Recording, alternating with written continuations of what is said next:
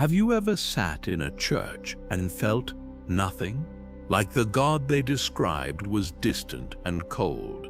What if that wasn't a failure of your faith, but a failure of the story? If you think Jesus came to start Christianity, they got you. If you think the Bible has all the answers, they got you twice. The truth is, Jesus taught a hidden path, a path of inner awakening. This truth was so dangerous that the empire buried it, banned it, and burned it.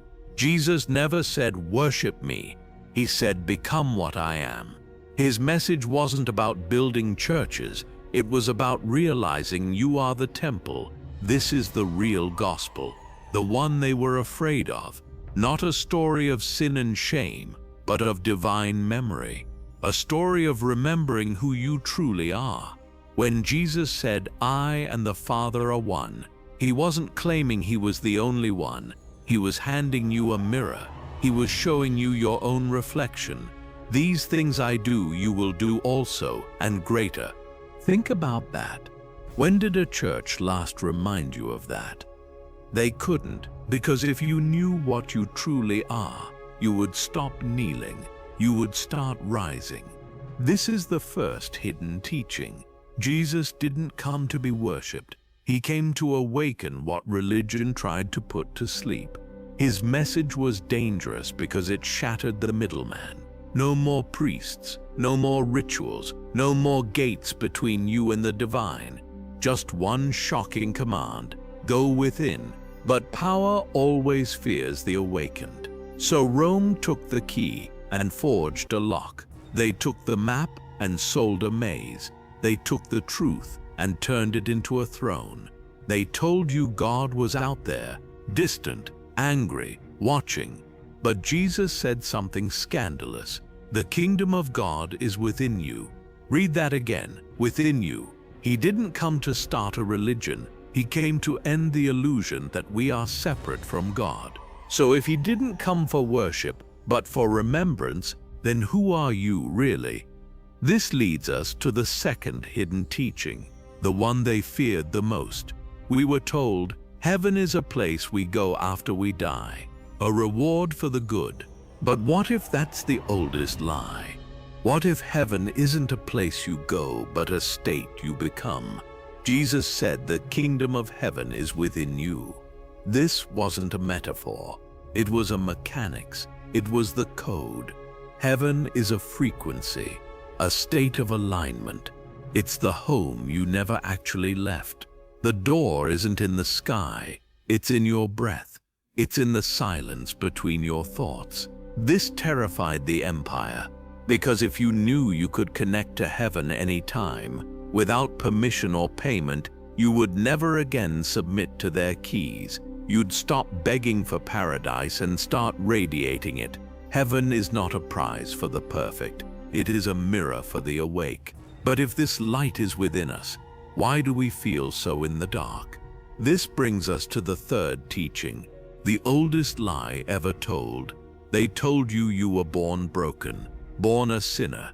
But what if you were born radiant and then taught to look away from your own light?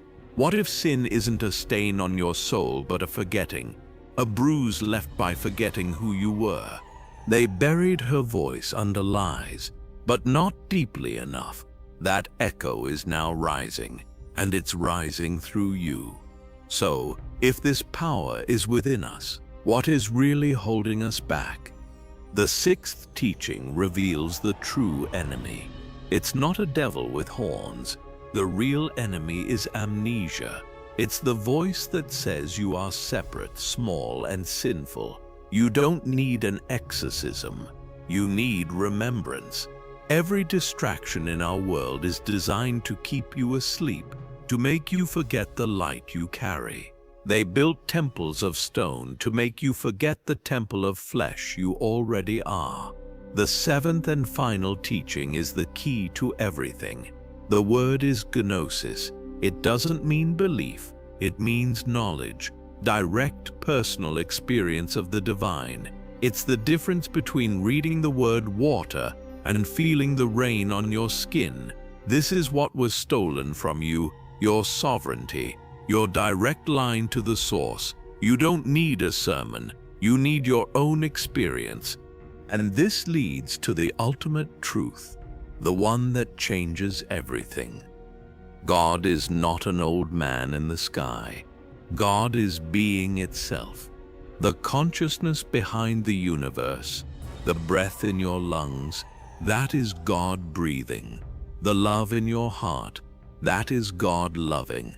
The awareness behind your eyes, that is God aware of itself.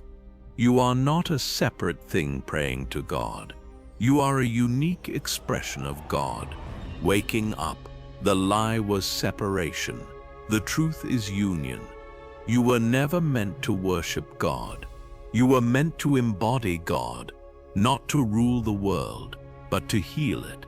So let me ask you, if Jesus became the Christ, and the Christ is a title for the awakened human, what are you waiting for?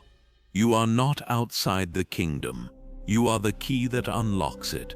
You are not waiting for a revelation. You are the revelation. This video found you for a reason. That stirring in your chest, that is the memory. That is you remembering you. If this truth landed in your soul, if something ancient stirred, comment the word remember below. This isn't for me. It's a signal to each other, a way to see who else in this digital room is waking up. You are not alone. Subscribe to this channel, but don't subscribe to me. Subscribe to the current of remembrance awakening in your own soul. This was just the beginning. The next step goes even deeper. This isn't the end. This is your rising. Now go and shine. Don't forget who you are.